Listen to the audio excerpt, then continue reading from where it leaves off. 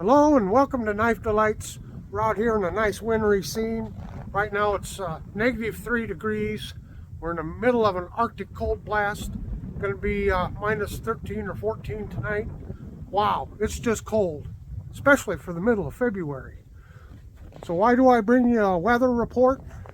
Why do I show you this frozen river, although there is a little open water over there? It's because it's this time of year and weather like this, I think of our forefathers. And they came out here to the prairie. There was nothing out here. It was a matter of mere survival just to get by. And one of the things that they really needed was a good knife. And more than likely, it was a knife, something like this, that they would carry. Now, this is a historic J. Russell and Company Green River Knife Works knife, and this is one of the knives you could say, well, it kind of won the West. So we're going to go back to the International Knife Delights recording studio, and we're going to take a look at this wonderful historic knife and talk about hunting knives in general. Just picture loading your family up on a Conestoga wagon, putting everything on that wagon that you need. You need your seeds to start your farm, to start your crops.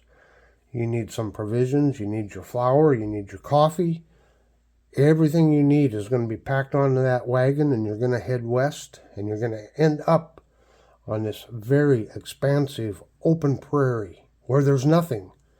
And unless you live by a river or a stream, lake, there's no trees.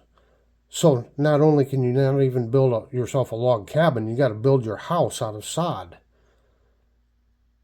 Just imagine not having any support network. There's not a hardware store to run to.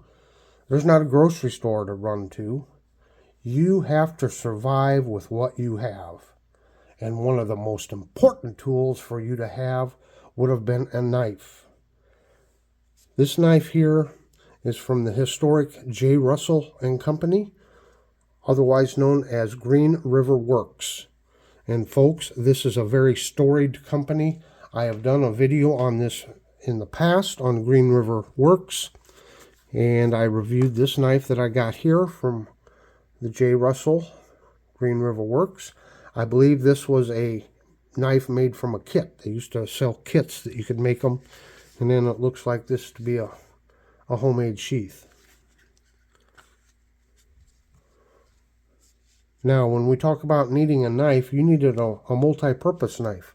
Now, this could be classified as a butcher knife, but it could also be classified as a hunting knife.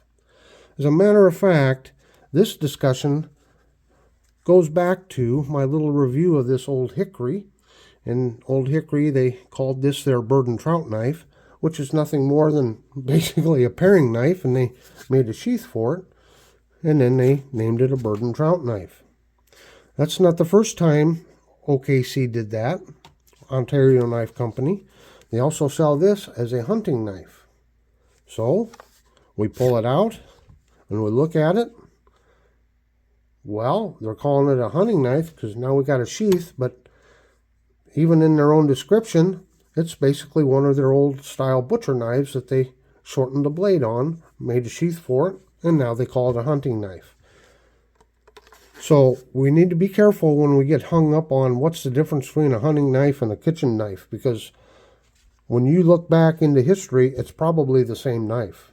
They couldn't afford multiple knives. And what they got for a knife was very basic. You can see the very crude construction of this knife here. Nice full tang. Got the beveled handles here. But this could be a hunting knife, it could be a butcher knife, it could be a skinner. Nice wide sweep here, nice fat belly there when you're processing big game, especially out here if you'd shot a buffalo and you needed to skin a buffalo, you needed something with a nice thick belly to tear through that hide, to cut and peel that hide back.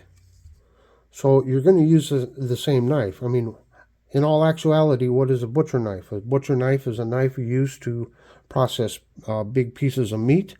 And so if you have a deer or buffalo, like I said, you know, you're going to use something very similar to a butcher knife.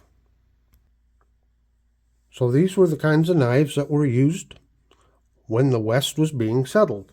And I have a little bit of proof of that. One of our local museums at Fort Dodge, Iowa, has some of the original knives that the pioneers used, and I'll throw a little picture of it up. And they're bigger knives, but you can see they're very crudely constructed.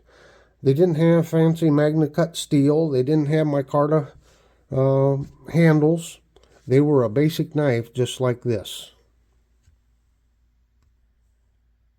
Now, more specifically, we get to the J. Russell and the Green River Works. Again, like I said, it's a storied, very historic company.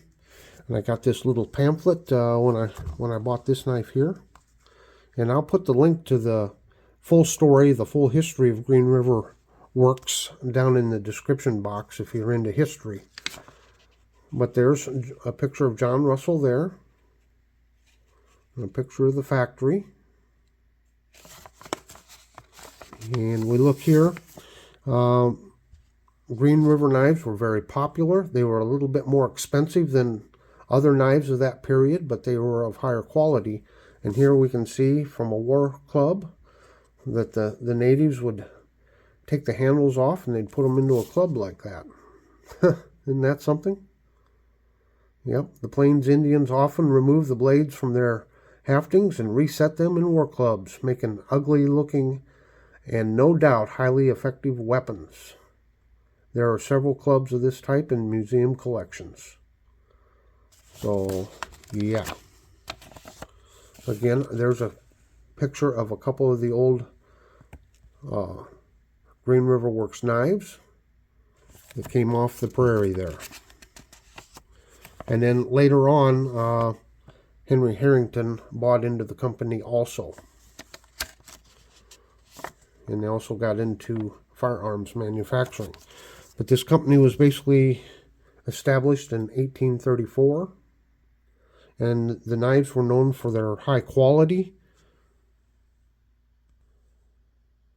Now, as I look at this knife, I found this in an antique store. And again, it looks like old-timey construction right here. Just a basic wood handle, 5 pins. It's in fairly good shape. It's actually kind of sharp still. Got just a little bit of rust starting to form there, but it's got a nice patina.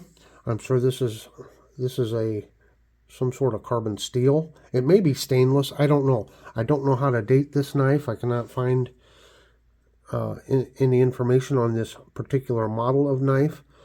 But in looking at other knives that are similar, have a similar construction to them, it probably came out or was made around the early 1900s, is what I'm assuming.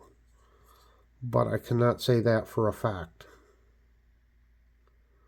But just a wonderful knife. I can see how you could really process meat with this, big chunks of meat. I could also see how you could use it as a skinner. That would work very well also. So, butcher knife, hunting knife, make a sheath for it. I got a hunting knife, as is, I got a butcher knife. Well, folks, leave your thoughts down in the comments below. What do you think? Do you like these old historic knives? What's your thoughts on a hunting knife? They're certainly not what we think of today as a hunting knife, is it? So until next time, have a very delightful day.